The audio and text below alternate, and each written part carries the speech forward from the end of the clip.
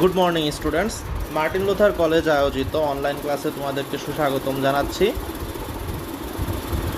ঈদের ছুটির পরে আমরা বলেছিলাম যে একটি নতুন চ্যাপ্টার ধরব।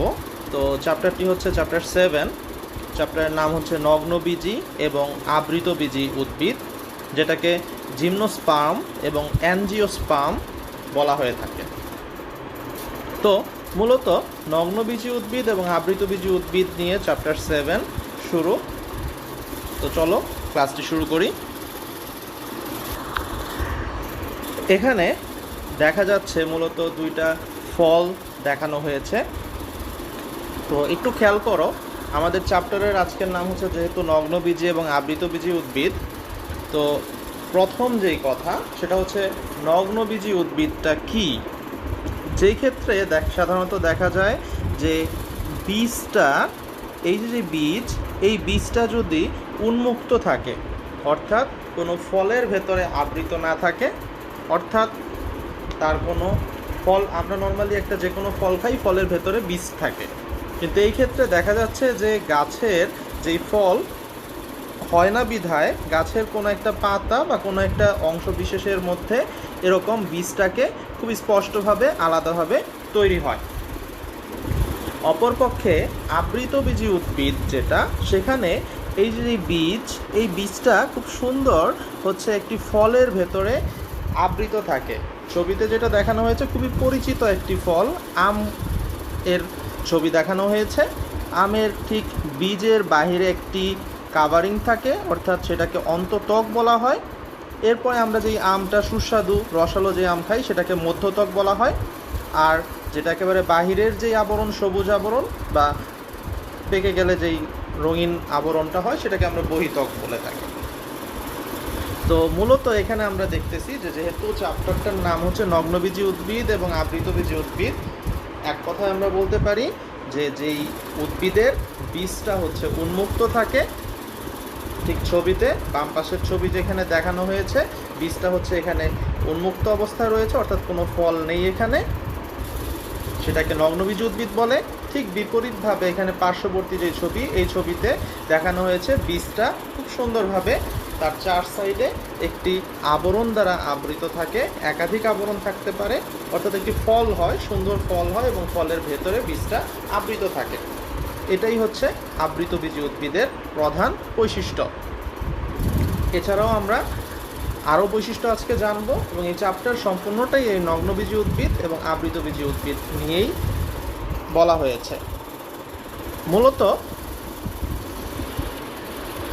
যেই ছবিটা, এই ছবি থেকে আমরা পরবর্তীতে যদি বলি যে নগ্নবীজি উদ্ভিদের যে ইংলিশ নাম জিমনোস্পার্ম আর আবৃতবীজি উদ্ভিদের ইংলিশ নেমটা হচ্ছে অ্যাঞ্জিওস্পার্ম। তো এই ক্ষেত্রে মূলত দেখা যাচ্ছে যে বীজ উৎপাদনকারী যে কোনো একটি ভাস্কুলার উদ্ভিদ, অর্থাৎ যে সকল উদ্ভিদের পরিবহন টিস্যু আছে, তো সেই সকল উদ্ভিদ গোষ্ঠীকে সাধারণত হচ্ছে বীজ উৎপাদন যদি হয় তাহলে সেখানে বলা হয় সবীজ উদ্ভিদ বা স্পার্মাটোফাইটা। তো এই গোষ্ঠীর, অর্থাৎ বীজ যেহেতু উৎপন্ন হচ্ছে, এই ধরনের বীজ যুক্ত উদ্ভিদ হচ্ছে দুইটা প্রকার, যেটা নিয়ে আজকের এই চ্যাপ্টার। একটিকে নগ্নবীজি বলা হচ্ছে বা জিমনোস্পার্ম বলা হচ্ছে, আরেকটা হচ্ছে অ্যাঞ্জিওস্পার্ম বা আবৃতবীজি উদ্ভিদ। পৃথিবীতে দেখা যায় যে একেবারে অনেক আগে যদি আমরা চিন্তা করি, ডেভোনিয়ান যুগ যখন হচ্ছে, অথবা মেসোজোইক যুগ, অর্থাৎ পৃথিবীর একেবারে প্রথম সময়ের দিকে, তখন দেখা যায় যে নগ্নবীজি উদ্ভিদের আধিক্য প্রচুর ছিল, এবং বর্তমানে এদের সংখ্যা আবৃতবীজি উদ্ভিদের তুলনায় খুবই খুবই কম। জিমনোস্পার্ম উদ্ভিদের, অর্থাৎ হচ্ছে নগ্নবীজি উদ্ভিদের যেই জিমনোস কথাটুকু, এটা আসলে হচ্ছে শব্দের অর্থই হচ্ছে নগ্ন, অর্থাৎ নেকেট। আর স্পার্মোস শব্দের অর্থ হচ্ছে শীট বা হচ্ছে জীব, বীজ। এই যে বীজটা, এই বীজ ইংলিশটাই হচ্ছে শীট বা স্পার্মোস। তো মূলত আমরা নাম থেকে বুঝতে পারতেছি যে জিমনোস্পার্ম শব্দের অর্থ নগ্নবীজি। এটা খুব সুন্দরভাবেই গ্রহণযোগ্য। এবং উদ্ভিদবিজ্ঞানের জনক থিওফ্রাস্টাস, তিনি তার এনকোয়ারি ইনটু প্ল্যান্টস নামক একটি গ্রন্থ, সেই গ্রন্থে সর্বপ্রথম এই জিমনোস্পার্ম শব্দটি ব্যবহার করেন, যার বাংলা অর্থ দাঁড়ায় নগ্নবীজি উদ্ভিদ। এক সময় যখন এই নগ্নবীজি উদ্ভিদ সম্পর্কে প্রথম ধারণা দেওয়া হয়, তখন আমরা ধারণা করে নিয়েছিলাম যে নগ্নবীজি উদ্ভিদটাতে ফুল হয়, অর্থাৎ সেটা হচ্ছে পুষ্পক উদ্ভিদ।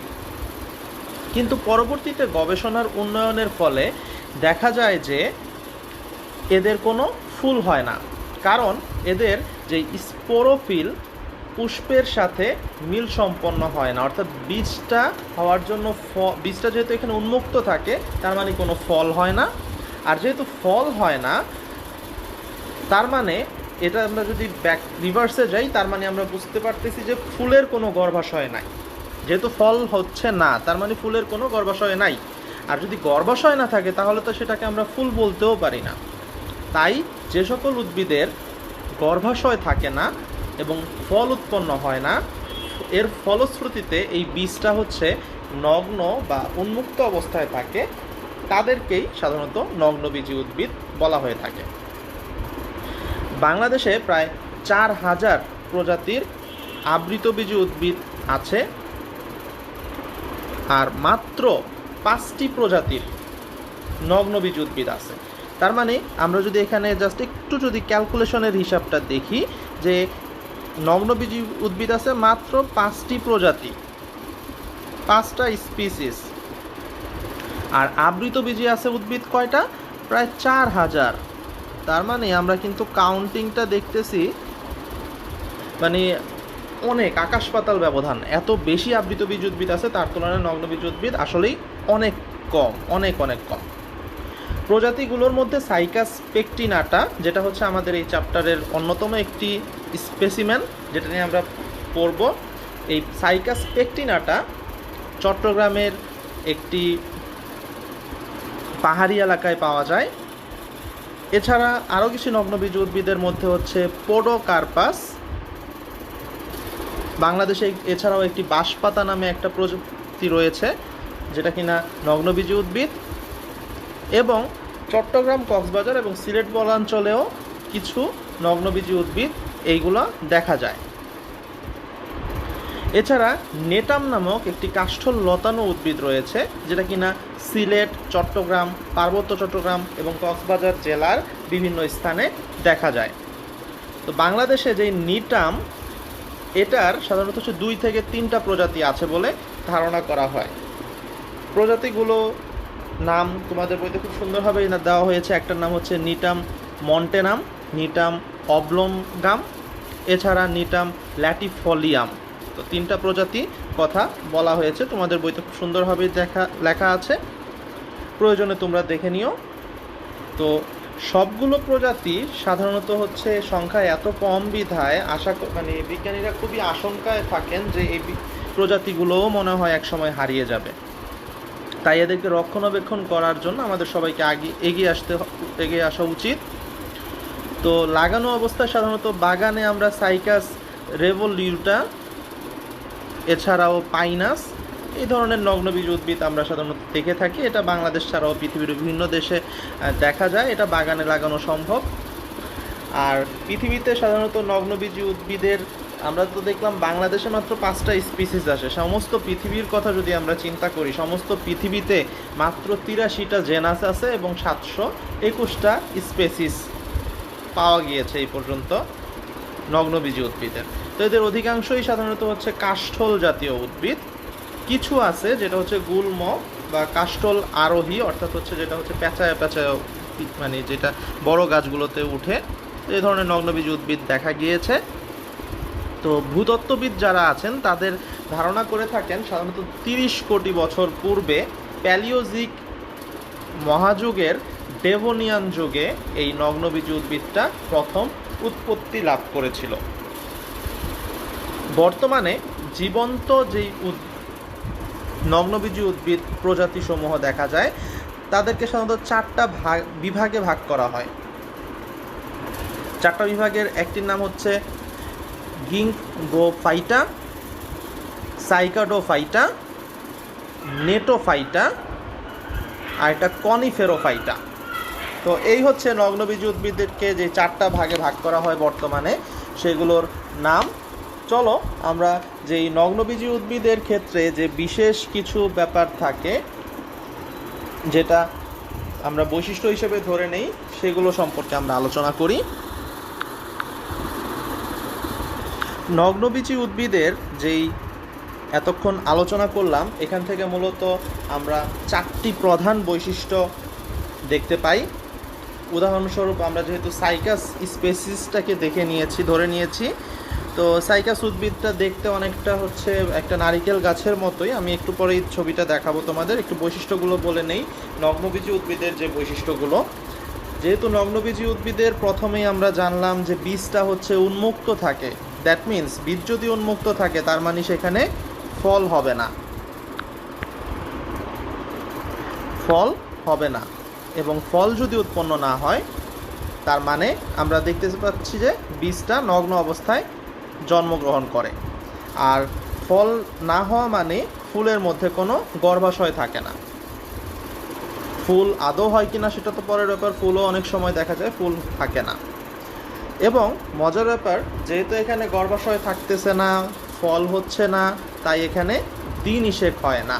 তোমরা পূর্ববর্তী ক্লাসে অর্থাৎ ক্লাস 9 অথবা ক্লাস 10-এ বায়োলজি বইতে তোমরা খুব সুন্দরভাবেই নিষেক যখন বর্ণনা পড়েছিলে, তখন আমরা পড়েছিলে দ্বিনিষেক জিনিসটা কি। যখন নিষেক হয় তখন আমরা জানি যে, ছবিটা একটু মনে করিয়ে দিই তাহলে তোমাদের হয়তোবা সহজ হবে।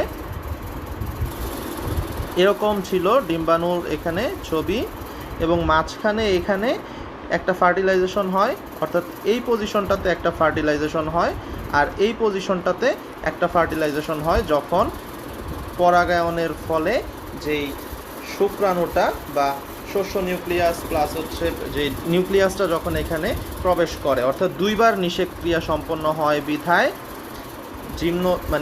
যে সকল ফুলের পরাগায়ন হয় সেখানে দেখেছিলাম আবৃতবীজ উদ্ভিদের ক্ষেত্রে আমরা এটা দেখেছিলাম যে দুইবার নিষেক ক্রিয়া সম্পন্ন হয়, তাই সেটাকে বলা হয় দ্বিনিষেক। কিন্তু নগ্নবীজ উদ্ভিদের ক্ষেত্রে ঘটনাটা এরকম হয় না। ঘটনাটা তখন হচ্ছে নগ্নবীজ উদ্ভিদের যেহেতু হচ্ছে ডিম্বাণুটা উন্মুক্ত থাকে, তাই সরাসরি এখানে এসে একবারই নিষেক ক্রিয়া কমপ্লিট হয়, নিষেক ক্রিয়া দুইবার হয় না, তাই নগ্নবীজ উদ্ভিদের ক্ষেত্রে দ্বিনিষেকটা হয় না। তার মানে আমরা যেটা বুঝতে পারলাম যে নগ্নবীজী উদ্ভিদ এর যে অন্যতম যে বৈশিষ্ট্য 4টি বা প্রধান যে বৈশিষ্ট্য 4টি, এটার ঠিক বিপরীত বৈশিষ্ট্য হবে হচ্ছে আবৃতবীজী উদ্ভিদে।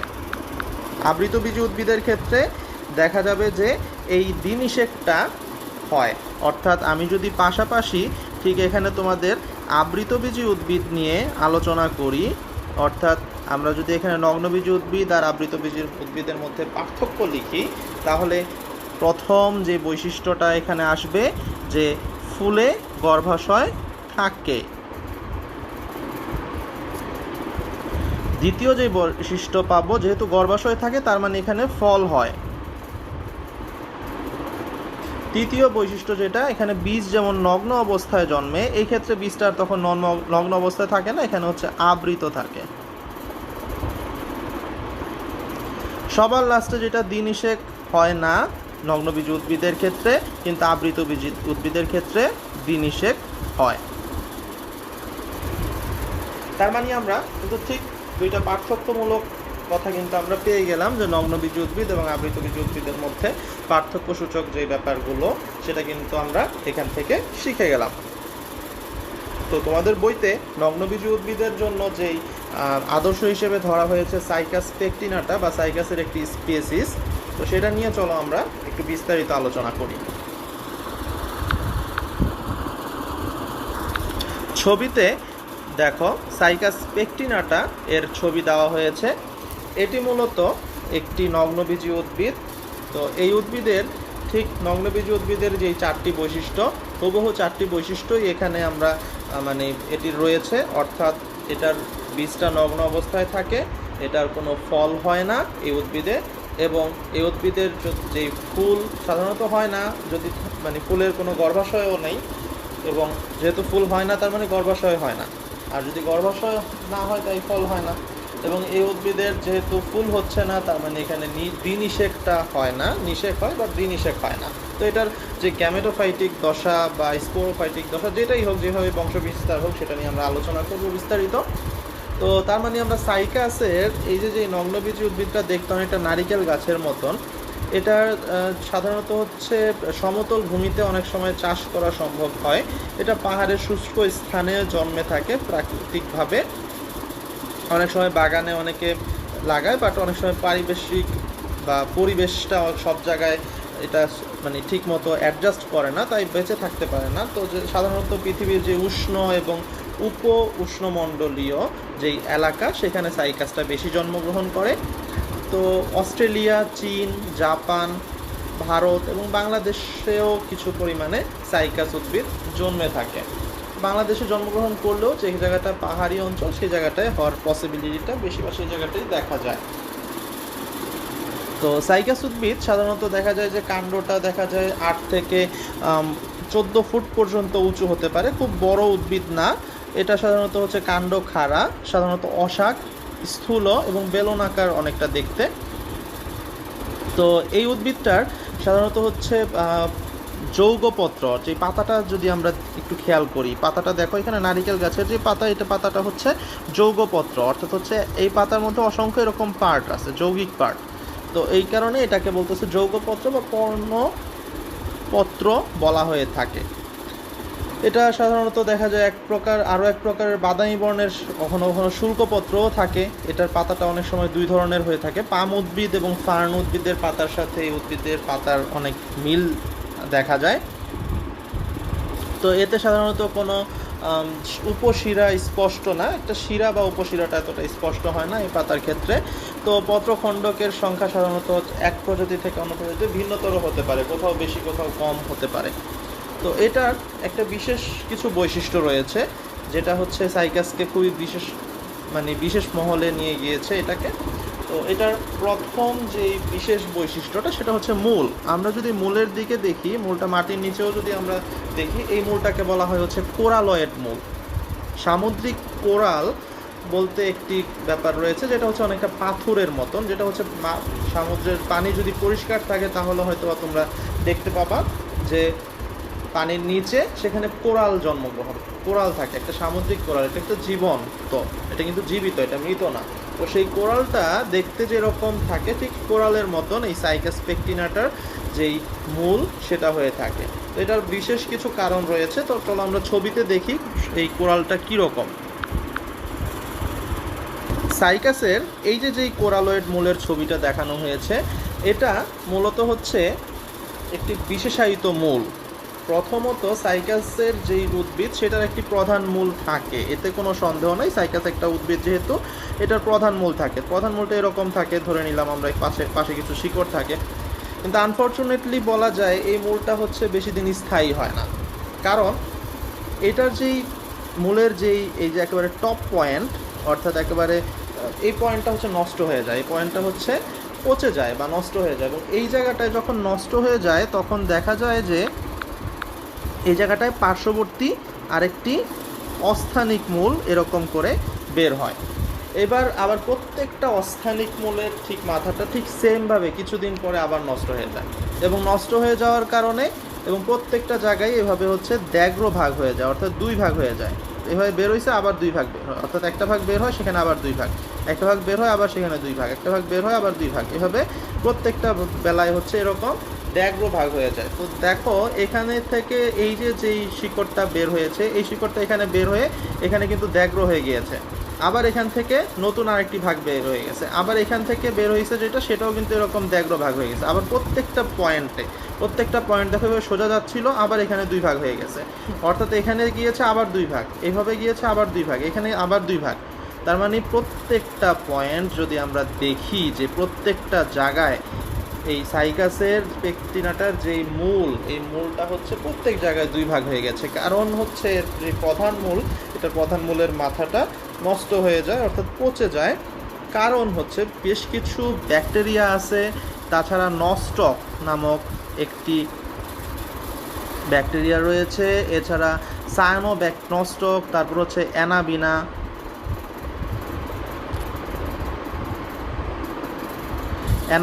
তারপর হচ্ছে এগুলো সব বৈজ্ঞানিক নাম, তো অবশ্যই নিচে দাগ দিতে হবে। এছাড়া সায়ানো ব্যাকটেরিয়া নামক অসংখ্য কিছু ব্যাকটেরিয়া রয়েছে, যারা কিনা এই মূলে আক্রমণ করে এবং মূলটাকে ড্যামেজ করে ফেলে, ফলে পার্শ্ববর্তী একটা অস্থানিক মূল বের হয় এবং মূলটা হচ্ছে দ্যাগ্র হয়ে যায়। তো সামগ্রিকভাবে আমরা যখন এই যে সম্পূর্ণ একটি মূল দেখি তখন সেটা দেখতে অনেকটা সামুদ্রিক কোরালের মতন দেখা যায়, যেটা কিনা সমুদ্রের ধারে বা তীরে যখন আমরা পরিষ্কার পানির নিচে দেখি ঠিক যেই রকম কোরাল দেখা যায়, ঠিক সেই রকম এই সাইকাস পেকটিনাটার মাটির নিচে মূলটাও ঠিক দেখতে একই রকম।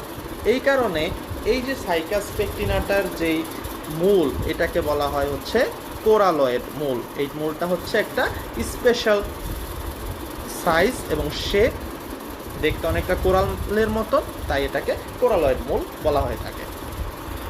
আশা করি কোরালয়েড মূলের কারণটা বা কেন বলা হচ্ছে সেটা বুঝতে পেরেছি আমরা। চলো এরপরে সেকেন্ড যে একটা বিশেষ বৈশিষ্ট্য সাইকাসেরকে একটা বিশেষ নাম দেওয়া হয়, সেটা হচ্ছে জীবন্ত জীবাশ্ম। সেটা কেন বলা হয়ে থাকে? সাধারণত জীবন্ত জীবাশ্ম বলতে আমরা যেটা বুঝি সেটা হচ্ছে বর্তমানকালের কোনো জীবিত উদ্ভিদের বৈশিষ্ট্য যদি অতীতকালের কোনো জীবাশ্ম উদ্ভিদের বৈশিষ্ট্যের সাথে মিল সম্পন্ন হয় তখন তাকে জীবন্ত জীবাশ্ম বলা হয়ে থাকে।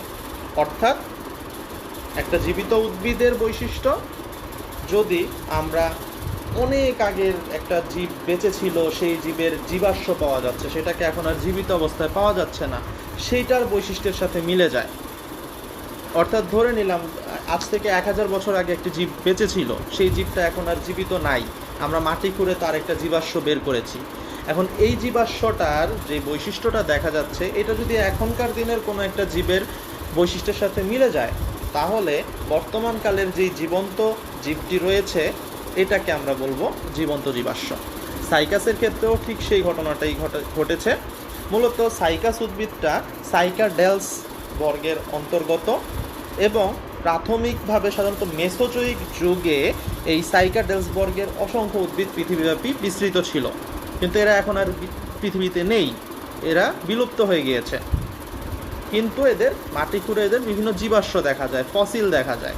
তো এই সাইকাডেলস বর্গের যেই দেখা যায় যে সাইকাস নামক যেই উদ্ভিদ, এটা সহ মাত্র 9টা জেনাস আছে, সব মিলিয়ে 100টা স্পেসিস আছে যারা কিনা পৃথিবীতে এখনও টিকে আছে।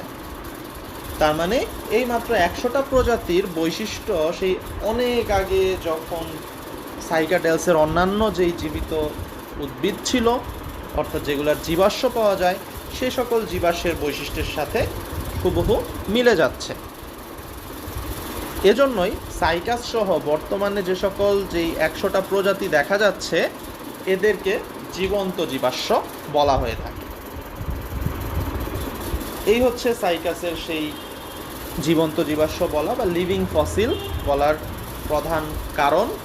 এই হচ্ছে মূলত সাইকাসের স্পেশাল একটা ক্যারেক্টার। তা আশা করি আজকের ক্লাসে আমরা সাইকাস সম্পর্কে প্রাথমিক কিছু ধারণা পেলাম। আগামী ক্লাসে আমরা সাইকাসের বিভিন্ন আরও কিছু স্পেশাল ক্যারেক্টার, যেটা হচ্ছে সাইকাসের যে উদ্ভিদ শনাক্তকারী বৈশিষ্ট্য প্লাস ফার্নের সাথে কিছু সাদৃশ্য রয়েছে, সাইকাসের বংশ বিস্তারের কিছু পদ্ধতি রয়েছে, সেগুলো সম্পর্কে আমরা বিস্তারিত জানবো। আজকের ক্লাস এই পর্যন্তই। আশা করি আজকের ক্লাসে তোমরা যথেষ্ট বুঝতে পেরেছো। কোনো কিছু যদি তারপরেও কোশ্চেন থেকে থাকে অবশ্যই আমাকে কমেন্ট বক্সে কোশ্চেন করবে। সেই পর্যন্ত সবাই সুস্থ থাকো, ভালো থাকো। আজকের ক্লাসটি যারা কষ্ট সহকারে করেছো তাদেরকে অসংখ্য ধন্যবাদ জানাচ্ছি। আজকের ক্লাস এখানেই শেষ করছি। সবাইকে অসংখ্য ধন্যবাদ।